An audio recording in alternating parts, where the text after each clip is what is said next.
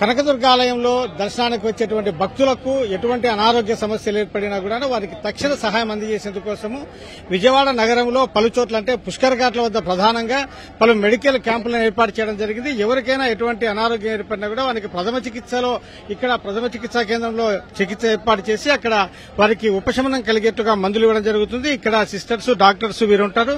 ఇక్కడ వీరు ఈ మందులు ఇచ్చి తర్వాత వారి యొక్క అనారోగ్య తీవ్రతను బట్టి హాస్పిటల్కు తరలించడం జరుగుతుంది.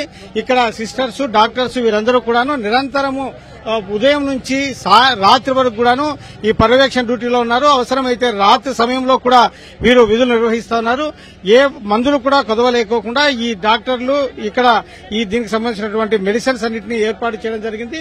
ఈ వైద్య శిబిరాలను పెద్ద ఎత్తున భక్తులు వినియోగించుకుంటా ఉన్నారు. వీరు ఎటువంటి ఇబ్బందులు కలిగినా కూడాను వెంటనే వారికి సంబంధించినటువంటి ట్రీట్మెంట్ ఇక్కడ ప్రాథమికంగా ఇవ్వడం జరుగుతుంది. దీనిపై మనతో మాట్లాడడానికి ఇక్కడ ఉన్నారు, వారిని అడిగి తెలుసుకుందాం. సిస్టర్ చెప్పండి, ఇక్కడ ఎటువంటి ఏర్పాట్లు చేయడం జరిగింది? దీనికి సంబంధించినటువంటి డాక్టర్ ఉన్నాడు. మేడం చెప్పండి, ఇక్కడ ఎటువంటి మెడిసిన్స్ ఇస్తా ఉన్నారు? ఏ విధమైనటువంటి ట్రీట్మెంట్ ఇక్కడ ఇవ్వడం జరుగుతుంది?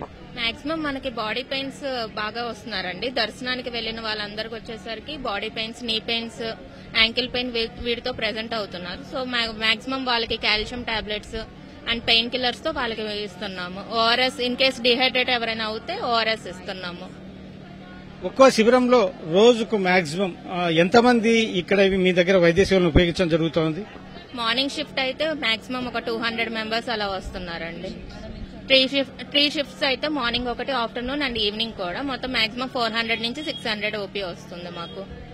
రోజుకు ఒక్కొక్క శిబిరం దగ్గర 600 మంది దాకా వైద్య సేవలు పొందుతూ ఉన్నారు.